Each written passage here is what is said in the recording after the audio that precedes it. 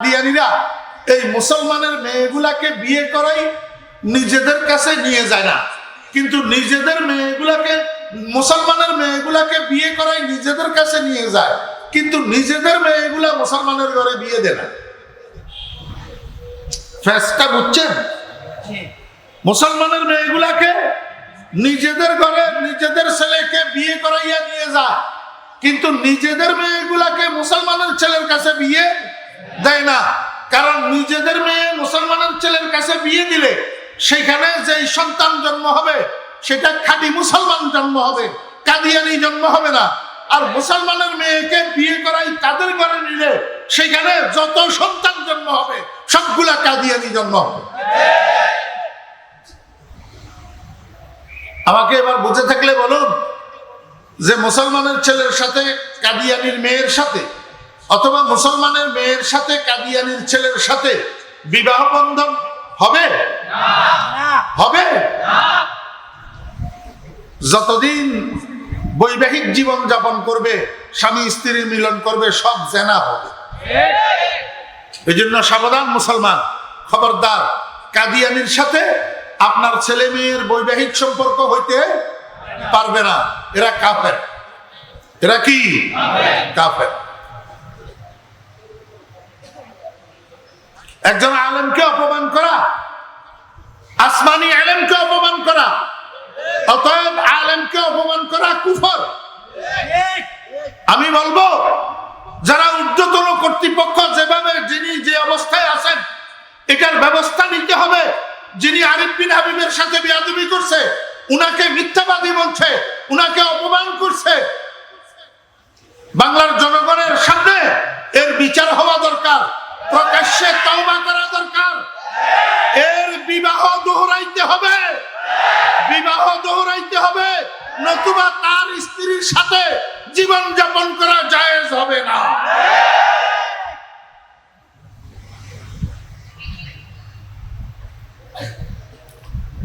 খুশি হইও না। আমরা ওলামায়ে কেরাম আমাদের মধ্যে খুঁটিনাটি বিষয় মতবিরোধ থাকতেই পারে, মতবিরোধ থাকতেই পারে, কিন্তু তোমরা যখন কোন আলেমের দিকে আঙ্গুল উঁচু করে দেখাবে তখন আমরা সবে আমরা ভাই ভাই।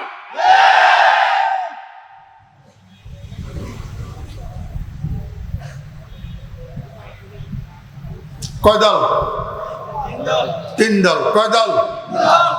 স্পষ্ট কাফের, স্পষ্ট ঈমানদার, আর মুনাফিক। আর মুনাফিক লা ইলাহা ইল্লাল্লাহ ওয়া লা ইলাহা ইল্লাল্লাহ।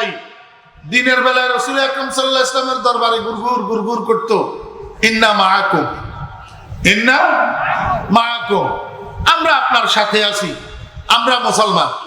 কিন্তু রাত্রে 2টার সময় যাইয়া ওই তেমোহনী চৌমোহনী রাস্তার মোড়ে যেখানে কাফেররা মিটিং করে সেখানে যাইয়া কাফেরদের সাথে মিলিত হইত।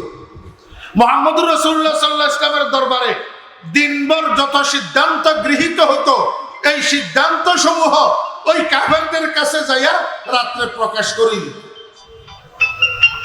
তখন কাফেররা তাদেরকে জিজ্ঞেস করতো, কিরে ভাই, তুমি তো দিনভর মুহাম্মদের দরবারে ছিলা, দিনভর কোথায় ছিলা? মুহাম্মদের দরবারে। তখন কত, ইন্নামা নাহনু মুস্তাহজিউন, ইন্নামা নাহনু মুস্তাহজিউন, আমরা তো এখানে যাই ঠাট্টা করার জন্য। আসলে কি আমরা কি মুহাম্মদের লোক? আমরা তো তোমাদের লোক। দেখছেন কত বড় বদমাশ। অর্থাৎ এদের ভিতর একরকম, বাইর একরকম, ভিতর একরকম, বাইর একরকম, দিলের মধ্যে একটা প্রকাশ করে আরেকটা। আল্লাহ পাক রব্বুল আলামিন কোরআন শরীফের শুরুতে কোরআন শরীফের বিশুদ্ধতার ঘোষণা দিয়েছেন, কোরআন শরীফের সার্টিফাই বর্ণনা করছেন, জালিকাল কিতাব লা রাইবা ফি, এবং কোরআনে কারীম অবতীর্ণ কেন করছেন আল্লাহ পাক সেটার গরজ বয়ান করছেন, হুদাল লিল মুত্তাকিন। এরপরে 3টা আয়াতের মধ্যে আল্লাহ পাক রব্বুল আলামিন পরিপূর্ণ ঈমানদার, খাঁটি ঈমানদার, মুমিনে কামেল তথা মুত্তাকিনদের কিছু গুণাবলী বর্ণনা করছেন, কিছু বৈশিষ্ট্য বর্ণনা করছেন। এরপরে মুত্তাকিনদের জন্য আল্লাহ পাক সার্টিফিকেট দিবেন, উলাইকা আলা হুদাম মির রাব্বিহিম ওয়া উলাইকা হুমুল মুফলিহুন। আল্লাহ পাক তাদেরকে সার্টিফিকেট দিবেন। এই গুণ কেন বর্ণনা করছেন? পৃথিবীর মুসলমানেরা যাতে ঈমানদারদের, মুত্তাকিনদের গুণগুলা অর্জন করিয়া নিজেকে পরিপূর্ণ মুসলমান বানাইয়া, পরিপূর্ণ ঈমানদার বানাইয়া, মুত্তাকি বানাইয়া যেন কবরে নিয়ে যেতে পারে। কয়টা আয়াত গেল এখানে? মোট 5টা আয়াত গেছে। কয়টা? 5টা।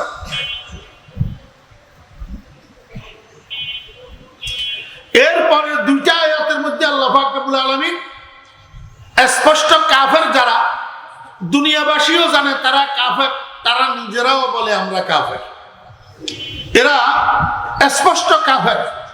এই স্পষ্ট কাফেরদের পরিচয় আল্লাহ পাক রব্বুল আলামিন 2 আয়াতের মধ্যে উঠাই ধরছেন এবং এদের পরিণাম কি সেটা আল্লাহ পাক উঠাই ধরছেন। ওয়ালাহুম আযাবুন আযীম। কয় আয়াত গেল? কয় না?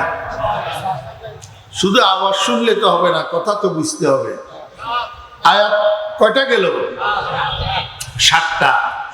এরপরে ওই গরের ইঁদুর গুলাকে বুঝাইতে, গরের ইঁদুর গুলার পরিচয় দিতে, ওই মুনাফিকদেরকে দুনিয়াবাসীর সামনে উজালা করতে আল্লাহ পাকের 13টা আয়াত খরচ হয়েছে।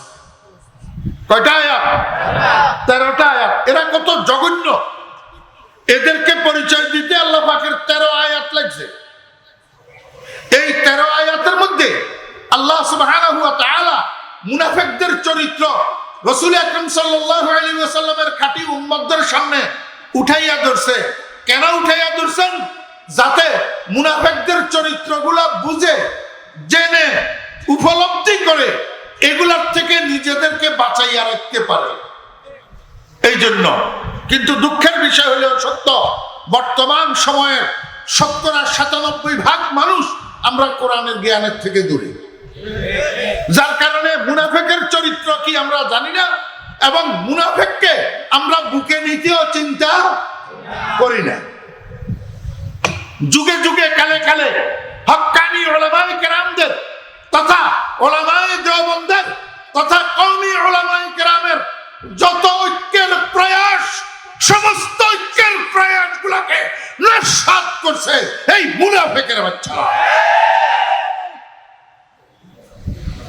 কারণ আমরা ভুলে যাই অতীতের ইতিহাস, আমরা ভুলে যাই আমার বাবাকে যে মুনাফিকেরা লাথি মারছে, আমি আবার সেই মুনাফিকের সাথে আমি বুক মিলাইতে চাই। এই কারণেই তো আমার অসুবিধা হয়।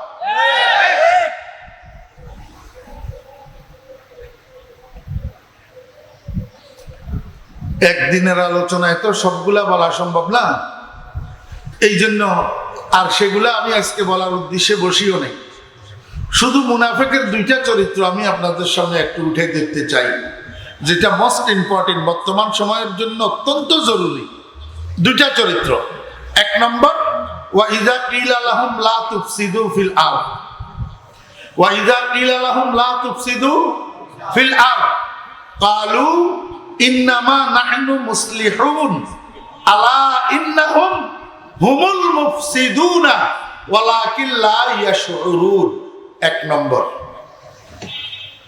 আলেম তালেবে আলেম ভাইরা বুঝে গেছে, উনাদের জন্য তরজুমার প্রয়োজন নেই। কিন্তু আপনারা যারা আছেন, আপনারা জেনারেল লাইনের লোকেরা, সাধারণ মুসলমান ভাইয়েরা, আপনাদের জন্য একটু অনুবাদের দরকার আছে। আমি একটা একটা শব্দ অনুবাদ করব এবং প্রত্যেকটা শব্দের জন্য আমি জিম্মাদার, প্রত্যেকটা শব্দের জন্য আমি জবাবদেহি থাকব। কোরআনে কারিমের বাইরে যদি কোনো শব্দের অনুবাদ হয়, সঙ্গে সঙ্গে দাঁড়াই যাবেন, আমি অনুমতি দিলাম, হুজুর আপনার অনুবাদ ভুল। আল্লাহ পাক রব্বুল আলামিন বলেন, ওয়াইদা কিলা লাহুম, যখন তাদেরকে বলা হয়, যখন তাদেরকে, বুঝে থাকলে বলুন তো কাদেরকে?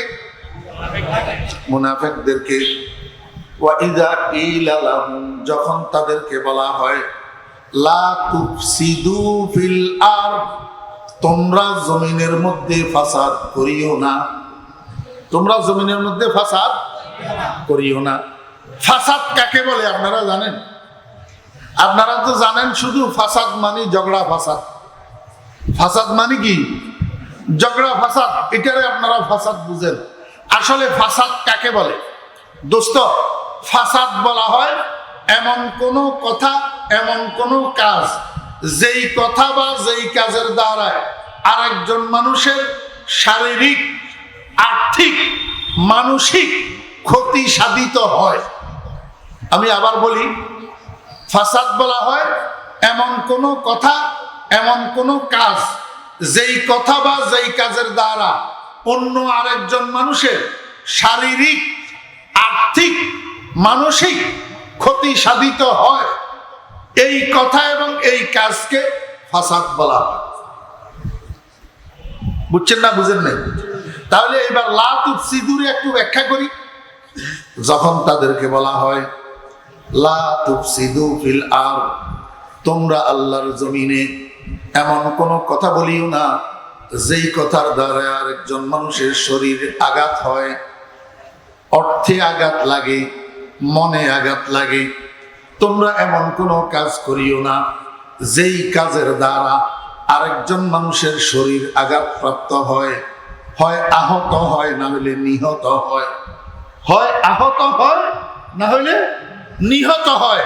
এমন কোন কাজ করিও না যেই কাজের দ্বারায় আরেকজন মানুষের অর্থ নষ্ট হয়, হয় নগদ টাকা আর না হলে সম্পদ, না হলে সম্পদ নষ্ট হয়। এমন কোন কাজ করিও না। তোমরা এমন কোন কাজ করিও না যেই কাজের দ্বারা একজন মানুষের মনে আঘাতপ্রাপ্ত হয়, সেই মানুষটার সম্ভ্রম নষ্ট হয়, ইজ্জত নষ্ট হয়, আবরু নষ্ট হয়। এমন কোন কাজ করিও না, এমন কোন কথা বলিও না। এই কথাটা যখন মুনাফিকদেরকে বলা হয়, দোস্ত বর্তমান যুগের মানুষের কাছে এইরকম কাজ আর এরকম কথা বলার স্বভাব আছে না নাই? আছে না নাই? বিশেষ করে তথাকথিত বর্তমানে রাজনীতির নামে আমাদের দেশে কি চলে? এক নম্বরে তো এমন কথা যেই কথার দ্বারা প্রতিপক্ষের ইজ্জত নষ্ট হয়, প্রতিপক্ষের অর্থ নষ্ট হয়, প্রতিপক্ষের মনে আঘাত লাগে। রাজনীতির নামে এমন কাজ করা হয় যেই কাজের দ্বারা প্রতিপক্ষের লোকেরা শারীরিকভাবে আহত হয়, অথবা একেবারে মরেই যায়, নিহত হইয়া যায়। অথবা এমন কোনো কাজ করে যেই কাজের দ্বারা একজন মানুষের অর্থ নষ্ট হয়, তার টাকা লস হয়, লক্ষ লক্ষ টাকা, কোটি কোটি টাকা লস হয়, অথবা স্থাবর অস্থাবর সম্পদ হারায়। এমন রাজনীতির নামে বর্তমানে এমন কাজ করা হয় যেই কাজের দ্বারা একটা মানুষ মনে আঘাত পায়, তার ইজ্জত সম্মান নষ্ট হয়, তথাকথিত এই রাজনীতির নামে। এই জন্য আমি আমার সারা বাংলাদেশের বয়ানের মধ্যে একটা কথা বলে বেড়াই, আমার ছোট ভাইরা ও আমাদের সূর্য সন্তানেরা, তোমরা যারা রাজনীতি করো, বিএনপি করো, আওয়ামী লীগ করো, জাতীয় পার্টি করো, আমার তাতে কিছু আসে আর যায় না। কিন্তু আমি তোমাকে একটা কথা বলবো, কোন নেতা বাবার চোখের ইশারায়, কোন নেতা বাবার বান্ডিলের লোভে খবরদার মানুষ মারার রাজনীতি করিও না। মানুষের উপরে জুলুম করিও না, মানুষের উপরে নির্যাতন করিও না, মানুষের উপরে অত্যাচার করিও না। কোন অসহায় মানুষকে, নিরপরাধ মানুষকে জেলখানায় ঢুকাইও না রাজনীতির নামে। এগুলা যদি করবা, মনে রাখিও এই দুনিয়া সবার জন্য শেষ না। এখান থেকে তোমার বড় নেতারা একে একে গেছেন, ছোট নেতারাও একে একে যাবেন। তুই বেটা, তুইও থাকবি না, তুইও একদিন যাবি। যাবি যে কেমন যাবি? আরেকজনের কলিজার টুকরাকে রাস্তায় যেমনি ভাবে শিয়াল কুকুরের মতো লুটাবি, তেমনি ভাবে তোকেও আরেকজনে বুলেট দিয়া শিয়াল কুকুরের মতো রাস্তায় লুটাইয়া দিবি। জৈসা করেগা ওইসা মরেগা। তোমার নেতা বাবা সেদিন তোমার কোনো উপকারে আসবে না। ও ছোট মিয়ারা, মনে রাখবি, নেতাদের কাছে তোমরা জুতা পালিশ করার ব্রাশের মতো। কিসের মতো? জুতা পালিশ করার ব্রাশের মতো। যতক্ষণ পালিশ করে ততক্ষণ ব্রাশটাকে শক্ত হাতে ধরে রাখে।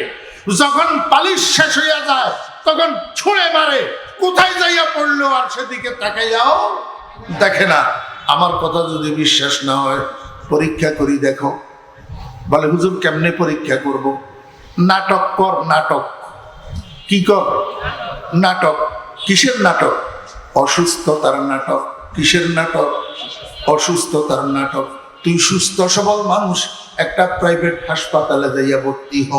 ভর্তি হইয়া সেখান থেকে নেতা হুজুরে ফোন কর, স্যার আমি তো এরকম এরকম অসুস্থ, একটা হসপিটালে, চট্টগ্রামের অমুক হসপিটালে ভর্তি আছি, ওষুধ কেনার জন্য টাকা নাই, ডাক্তারের ফি দেওয়ার জন্য টাকা নাই, হসপিটালের বিল পেমেন্ট করার জন্য টাকা নাই, স্যার আমার কিছু টাকার দরকার। তো দেখবি প্রথম দিন একবারের মতো স্যার তোকে দেখতে আসবে হসপিটালে, হয়তো আসার সময় 1 কেজি আপেল 1 ডজন কমলাও নিয়ে আসবে, যাওয়ার সময় 5,000 টাকাও হয়তো দিয়ে যাবে। হাইটস সর্বোচ্চ ম্যাক্সিমাম 1,000-2,000ও দিতে পারে, না হলে ম্যাক্সিমাম 5,000 টাকা দিয়ে যাবে।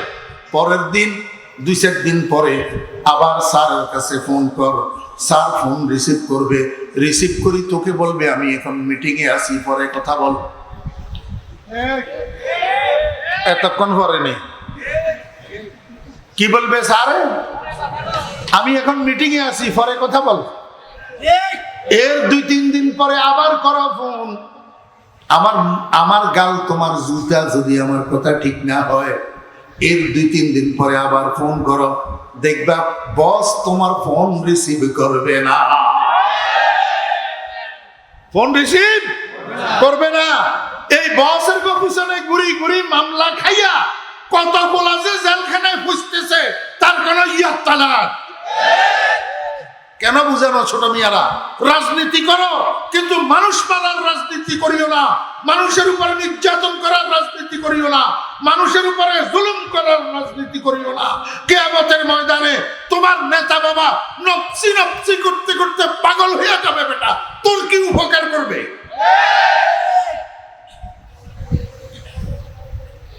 ওয়াইদা কিলা লাহুম, মুনাফিকদেরকে যখন বলা হয় লা তুফসিদু ফিল আরদ, তোমরা জমিনের মধ্যে ফাসাদ করিও না, তখন এই মুনাফিকরা প্রতি উত্তরে কি বলে শুনেন? কালু, আল্লাহ পাক বলেন তারা তখন বলে ইন্নামা নাহনু মুসলিহুন। কালু ইন্নামা নাহনু মুসলিহুন। কে কইছে আমরা সন্ত্রাসী? কে বলছে? আমরা জালেম? কে বলছে? আমরা অত্যাচারী? কে বলছে? আমরা ব্যভিচারী? কে বলছে? আমরা মানুষের ক্ষতি করি? কে বলছে? ইন্নামা নাহনু মুসলিহুন। আমরা তো সমঝোতায় বিশ্বাসী, আমরা তো শান্তিকামী, আমরা মানুষের ক্ষতি হয় এমন কথা বলি না, এমন কাজ করি না। আসলে কি করে না আমার বেহরা মুস্তাহাব? করা আর করানো, করা আর করানো দোনোটা সেম জিনিস।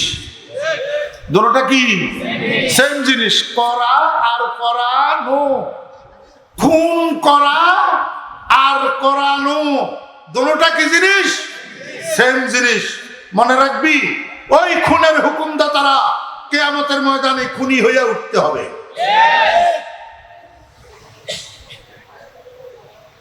তারা সমঝোতায় বিশ্বাসী। কারা কর? মুনাফিকেরা। তারা সন্ত্রাসী নয়, আসলে করে সব সন্ত্রাসের কাজ, করে সব কিসের কাজ? সন্ত্রাসের কাজ, কিন্তু কথা বলে সমঝোতার কথা, কথায় আর কাজে মিল নাই। এইটার নামই হলো মুনাফিক। এটার নামে কি? আল্লাহ পাক রব্বুল আলামিন বলে ওয়ালাকিল্লা ইয়াশউরুন, ওয়ালাকিল্লা ইয়াশউরুন। তারা যে আসলে সন্ত্রাসী, তারা যে আসলে খুনি, তারা যে আসলে ব্যভিচারী, তারা যে আসলে অত্যাচারী, তারা যে আসলে জালেম, এটার খবরও তারা রাখে না। সংক্ষেপে সংক্ষেপে একটা বলি ফেলছি। দ্বিতীয়টা কয়টা গুণ? দুটার কথা বলবো, বলছি না।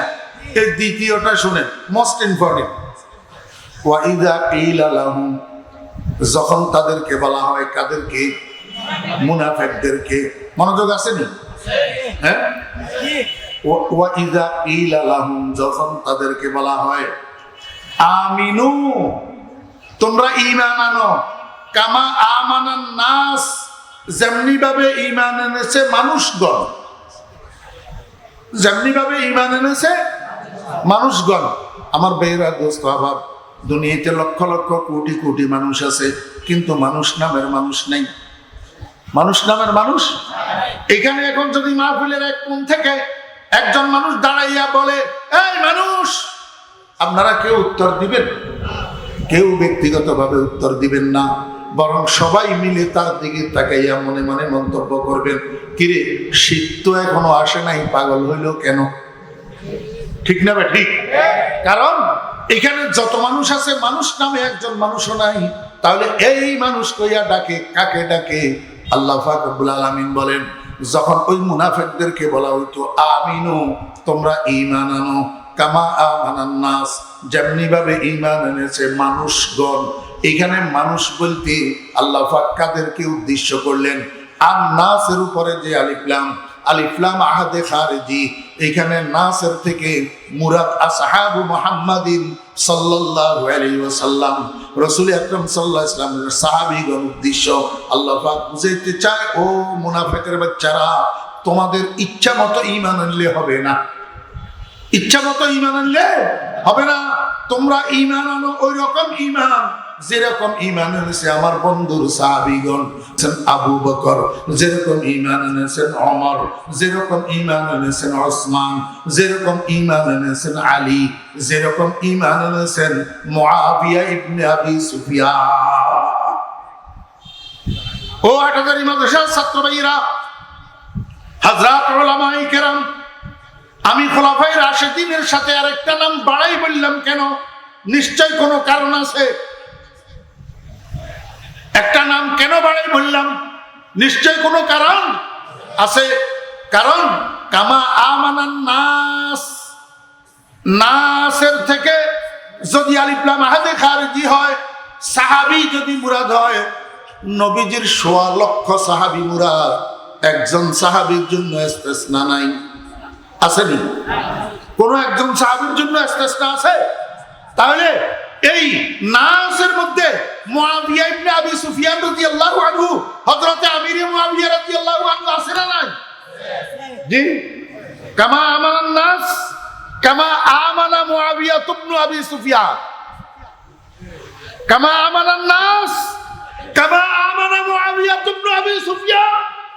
হযরত আমির মুআবিয়া রাদিয়াল্লাহু আনহু গোটা বিশ্বের সমস্ত ঈমানদারের জন্য ঈমানের মডেল, ঈমানের।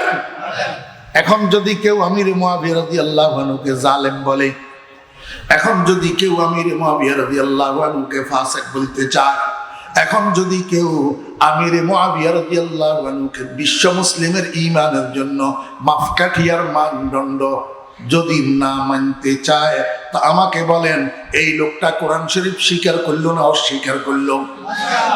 স্বীকার করলো না অস্বীকার করলো? গুরুতর ষড়যন্ত্র। মুসলমান ভাইরা খবরদার, আমার আলেম ভাইরা, তালেব ইলম ভাইরা, কোন অবস্থায় কোন জায়গায় হযরত আমির মুআবিয়া রাদিয়াল্লাহু আনহু সম্পর্কে এতটুকু সমালোচনা বরদাস্ত করা যাবে না।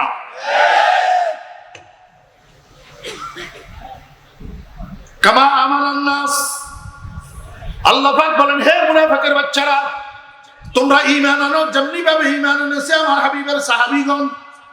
কাফেরের বাচ্চারা উত্তরে কি কয়? কালু, তারা উত্তরে বলে আনুমিনু, আনুমিনু কামা আমানাস সুফাহা। এই বেকুবেরা যেমনি ভাবে ঈমান এনেছে, আমরা কি তেমনি ভাবে ঈমান আনবো নাকি? ইস্তেফহামে ইনকারিত, অর্থাৎ নয়। লা নুমিনু, লা নুমিনু কামা আমানা, কামা আমানাস সুফাহা। এই বেকুবের দল যেরকম ঈমান আনছে আমরা সেরকম ঈমান আনবো না।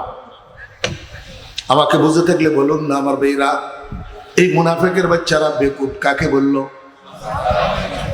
কাকে? সাহাবায়ে কেরামকে। আসলে সাহাবায়ে কেরাম বেকুব না, তারা বেকুব। তারা কি বেকুব? এই কথা আমি বলি না, আল্লাহ পাক রব্বুল আলামিন বলতেছেন। আল্লাহ পাক রব্বুল আলামিন বলেন, আলা, হে আমার হাবিবের সরল প্রাণ উম্মতেরা, তোমরা সাবধান। তোমাদেরকে এত সরল হইলে হবে না, তোমাদেরকে এত আলা বলা হইলে হবে না, তোমাদেরকে একটু সজাগ এবং সচেতন হইতে হবে। লেবাসে খিজরিয়া মে हजारों रहज़न भी बसते हैं, लिबास खिजरिया में हजारों रहज़न भी बसते हैं। अगर दुनिया में रहना है तो कुछ एहसास पैदा कर। मुखे इस्लामेर कथा बोलबे, ভিতরে ভিতরে ইসলামকে ধ্বংস করার জন্য ডাকাতি করবে। কি করবে? ডাকাতি করবে। এজন্য তোমাদেরকে এই খিজিরের বেশে শয়তান চিনতে হবে। लिबासे खिजरिया में हजारों रहज़न भी बसते हैं। अगर दुनिया में रहना है तो कुछ एहसास पैदा कर। सावधान, अला इन्नहुम हुमुस सुफहा। আল্লাহ পাক রব্বুল আলামিন তিনটা তাকিদ একত্রিত করিয়া বলেন, নিশ্চয় নিশ্চয় তারাই বেকুব। অর্থাৎ এই মুনাফিকের বাচ্চারা নিজেরাই বেকুব, যারা আমার হাবিবের বন্ধুদেরকে, আমার হাবিবের ছাত্রদেরকে, আমার হাবিবের সঙ্গীদেরকে, আমার হাবিবের সাহাবীদেরকে, আমার হাবিবের জন্য জীবন উৎসর্গকারীদেরকে যারা বেকুব বলে, তারা নিজেরাই বেকুব। ওয়ালাকিন লা ইয়ালামুন। ওই বেকুবের বাচ্চা নিজেরা যে বেকুব সেটা জানে না, যেমনি ভাবে দুনিয়ার পাগলেরা নিজেরা যে পাগল সেটা জানে না। আপনাদের এলাকায় কোনো মেন্টাল রোগী যদি থাকে, কোনো পাগল যদি থাকে, তাকে সামনাসামনি একটু পাগল বলি দেখিয়েন, সে আপনাকে উত্তর দিবে আমি পাগল না তুই পাগল, তোর 14 গোষ্ঠী পাগল। কোনো পাগলে নিজের পাগলামি সম্পর্কে অনুভব করে না, কোনো পাগলে নিজের পাগলামি সম্পর্কে জানে না। ওই যেমনি ভাবে রাসূল আকরাম সাল্লাল্লাহু আলাইহি ওয়াসাল্লামের যুগের মুনাফিকেরা তারা যে নিজেরা জানে না সেটাও জানতো না, জাহেলে মুরাক্কাব নিজেরা যে বেকুব সেটাও জানতো না। বর্তমান দুনিয়াতে, বর্তমান জমানায় আমাদের দেশে এরকম বেকুব কতগুলো আছে, নিজেদেরকে পণ্ডিত মনে করে, নিজেদেরকে বুদ্ধিমান মনে করে, নিজেদেরকে বুদ্ধিজীবী মনে করে, নিজেদেরকে আল্লাহু আকবার বেটার পলিটিশিয়ান মনে করে, আসলে কিন্তু পাগল। এই পাগলের দল হক্কানি উলামায়ে কেরাম বুজুর্গানে দিন, নামাজি রোজদারি মুসলমান মানুষদেরকে পাগল আর বোকা মনে করে, আসলে তারা নিজেরাই বোকা, সেটা তারা জানে না। আল্লাহু আকবার। কি মনে করেন? আমি শুনছি একটা ঘটনা, সনদ বলতে পারবো না, সত্য মিথ্যা, সত্য মিথ্যা সনদ বলতে পারবো না, কোনো অনেক আগের ঘটনা। তো আমার এক উস্তাদের মুখে শুনছি, হাটহাজারী মাদ্রাসা এই একটা মেশকাতের ছাত্র এখানে আশেপাশে কোন বাড়িতে জাগির নিয়ে গেছে, ও 2টা ছেলে পড়ানোর জন্য। ছেলেগুলাও হাটহাজারী মাদ্রাসার ছাত্র, একটা মিজান পড়ে আর একটা নাহবে মীর পড়ে। তো নিয়ে যাওয়ার কিছুদিন পরে নাহবে মীরের জামাতের ছেলেটা তার আব্বার কাছে অভিযোগ করছে, বাবা তুমি মাদ্রাসায় যাও, যাইয়া হুজুর এটা পাল্টাইয়া নিয়ে আসো। কয় কেন রে বাবা? কয় হুজুর এটা এত বেশি মারে, সহ্য করতে পারি না, এত মার খাওয়া যাবে না, তুমি হুজুরটা পাল্টাইয়া নিয়ে আসো। তো আব্বা মাদ্রাসায় যাইয়া আর একটা ওই মেশকাত জামাতের আরেকটা ছাত্র ওই আগেরটা পাল্টাইয়া নিয়ে গেছে। এখন দেখা যায় যে এখন নতুন যেটা আনছে এটাও খালি মারে, আগেরটাও খালি। এখন ফলা এটা মনে মনে চিন্তা করে বাবার কাছে কয়বার বলবো, কয়বার বলা যায়। এক কাজ করি, এবার নিজে নিজে একটু হুজুরের চিকিৎসা করার চেষ্টা করি। কেমনে চিকিৎসা করে? হাটহাজারী মাদ্রাসার ছাত্র তো মেধাবী, কাগজের টুকরা একটার মধ্যে একটা শেয়ারের অর্ধেক এক মিসরা লিখছে। কি লিখছে? वही देरी न बीमारी जो पहले थी वो अब भी है। আশা করি বুঝে গেছেন না আপনারা? वही देरी न बीमारी जो पहले थी वो अब भी है। দেরি না অর্থ পুরাতন, দেরি না অর্থ কি? ওই সেই পুরাতন রোগ যেটা আগের হুজুরের কাছে ছিল, বর্তমান হুজুরের কাছেও আছে। কাগজের টুকরার মধ্যে এক মিসরা লেখি, যেই টেবিলটা সামনে নিয়ে হুজুর বসতো, ওই টেবিলের উপরে হুজুরের সামনে, চোখের সামনে আটা দিয়া আটকাইয়া দিছে। বিকেল বেলায় মাদ্রাসা ছুটি হওয়ার পরে হুজুর যখন লজিং বাড়িতে আসছে, টেবিলের সামনে বসছে, দেখে এখানে কি যেন লেখা। ওমা পড়ি দেখে একটা শেয়ারের এক মিসরা, ওহি দেরি না বিমারি जो पहले थी वो अब भी है। হুজুরের বুঝতে আর বাকি নাই, পুরাতন রোগ বলতে ছাত্র কি বুঝাইলো, অর্থাৎ মারামারির রোগ। তো হুজুরে কি করছে, আর একটা কাগজের টুকরা তালাশ করিয়া লইছে, লইয়া সেটার মধ্যে বাকি মিসরা, বাকি অর্ধেক বাকি ছন্দটা লিখছে ওহি আলু কি তরকারি জো পেহলে থি वो अब भी है। বুঝেন নাই? ওই সেই পুরাতন তরকারি গোলালু যেটা আগের হুজুরের সবসময় খাওয়াইতে এখনো তো চালু আছে। তো তরকারি যখন ফুরানটা আছে, রোগ কেন ফুরানটা থাকবে না? আমিও রোগ ফুরানটা চালু রেখেছি। वही देरी न बीमारी जो पहले थी वो अब भी है, वही आलू की तरकारी जो पहले थी वो अब भी है। আমার ভাইরা দোস্তাবা, বর্তমান জমানার তথাকথিত এই বুদ্ধিজীবী নামের পাগলেরা আলেম ওলামাদেরকে যে বোকা মনে করে, আলেম ওলামাদেরকে সেকেলিয়ার কালচার মনে করে, নির্বোধ মনে করে কিছু বুঝে সুঝে না আলেমেরা। এই রোগ, এটা বর্তমান জমানার নতুন রোগ না, এটা রাসূল আকরাম সাল্লাল্লাহু আলাইহি ওয়াসাল্লামের যুগের মুনাফিকদের সেই পুরাতন রোগ। রাসূল আকরাম সাল্লাল্লাহু আলাইহি ওয়াসাল্লামের সাহাবীদেরকে মুনাফিকের বাচ্চারা বেকুব মনে করত। বুঝছেন না? বুঝেন নাই? আসলে রাসূল আকরাম সাল্লাল্লাহু আলাইহি ওয়াসাল্লামের সাহাবীগণ বেকুব না এরা বেকুব? এরা কি? দোস্ত, সব কথা খুলে বলা যায় না, সব কথা খুলে বলা যায় না। আমাদের যুগে বর্তমান সময়ে আমাদের দেশেও এইরকম কিছু মানুষ আছে যারা মুখে ইসলামের কথা বলে কিন্তু আলেমদেরকে দেখতে পারে না। আলেমদেরকে দেখতে পারে না।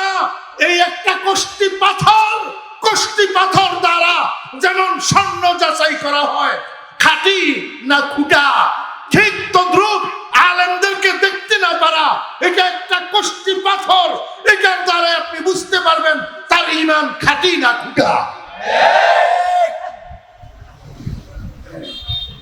আল্লাহু আকবার। ওয়া ইযা কিলা লাহুম আমিনু কামা আমানান নাস ক্বালু আনুমিনু কামা আমানাস সুফাহা আলা ইন্নাহুম হুমুস সুফাহা ওয়ালাকিন লা ইয়ালামুন। এই দুইটা মুনাফিকের চরিত্র আপনাদেরকে বলছিলাম। এবার আসল কথায় আসেন। কয় দল? বলেন কয় দল? এই 21 নম্বর আয়াত যেটা আমি আপনাদের সামনে তেলাওয়াত করছি, এই 21 নম্বর আয়াতের মধ্যে একটা শব্দ দিয়া আল্লাহ পাক রব্বুল আলামিন 3 দল মানুষকে ডাকতেছেন, ইয়া আইয়ুহান নাস, হে মানুষগণ। বুঝে থাকলে বলুন তো, মানুষের মধ্যে খাঁটি ইমানদার আছে না নাই? স্পষ্ট কাফের আছে না নাই? মুনাফিক আছে না নাই? তাহলে ইয়া আইয়ুহান নাস শব্দ এটার কয় অর্থ? 3 অর্থ। 1 নম্বর ইয়া আইয়ুহাল মুত্তাকুন, ইয়া আইয়ুহাল মুমিনুন। 2 নম্বর ইয়া আইয়ুহাল কাফিরুন। 3 নম্বর ইয়া আইয়ুহাল মুনাফিকুন। এই তিনটা অর্থ ইয়া আইয়ুহান নাসের মধ্যে আছে না নাই? তাহলে 3টা দলকে আল্লাহ পাক রব্বুল আলামিন একটা শব্দের দ্বারা ডাকলেন, একটা শব্দের দ্বারা ডাকলা, একটা শব্দ দিয়া 3 দলকে 3টা কাজের আদেশ দিলেন। উবুদু, উবুদু। আমার ভাইরা দোস্ত আমার, যদিও উবুদুর আবিধানিক অর্থ তোমরা ইবাদত করো। কি করো? ইবাদত করো। কিন্তু এখানে যে নাসের থেকে 3টা দল মুরাদ লওয়া হয়েছে, এই 3টা দলের যেই দল যখন মুরাদ লওয়া হবে তখন উবুদুর অর্থ একটা হবে। মনে করেন যদি ইয়া আইয়ুহান নাসের থেকে ইয়া আইয়ুহাল মুত্তাকুন হয়, ইয়া আইয়ুহাল মুমিনুন হয়, হে ঈমানদারগণ, তখন উবুদু অর্থ হবে তোমরা আদেশগুলাকে পালন করো, নিষেধগুলার থেকে বাঁচিয়া থাকো। বুঝছেন না? বুঝেন নাই? আল ইবাদাতু আল ইমতিসালু বিল আওয়ামির ওয়াল ইজতিনাবু আনিন নাওয়াহি। আল্লাহ পাকের হুকুমগুলাকে মানিয়া চলো, আল্লাহ পাকের নিষেধগুলার থেকে বাঁচিয়া থাকো। সংক্ষেপে আগাইতেছি সময় কমের জন্য। ও ভাইরা দোস্ত আবাব, আর যদি ইয়া আইয়ুহান নাস অর্থ ইয়া আইয়ুহাল কাফিরুন হয়, ইয়া আইয়ুহাল কাফিরুন যদি মুরাদ হয়, আল্লাহ পাকের উদ্দেশ্য ইয়া আইয়ুহান নাস দ্বারা যদি ইয়া আইয়ুহাল কাফিরুন উদ্দেশ্য হয়, তখন উবুদু শব্দের অর্থ হবে আমিনু, তোমরা ঈমান আনো। তোমরা কি আনো? ঈমান আনো। কারণ ইবাদত হলো ঘর, আর ঈমান হলো ফাউন্ডেশন। ফাউন্ডেশন যদি না থাকে ঘর কিসের উপরে দাঁড়াবে? এই জন্য আগে ফাউন্ডেশন বলতে হবে, তারপরে ঘর বলতে হবে। আল্লাহ পাক রব্বুল আলামিন যে বললেন উবুদু, যদি ইয়া আইয়ুহান নাসের দ্বারা ইয়া আইয়ুহাল কাফিরুন উদ্দেশ্য হয়, তো উবুদুর অর্থ আমিনু, তোমরা ঈমান আনো। তোমরা কি করো? ঈমান আনো।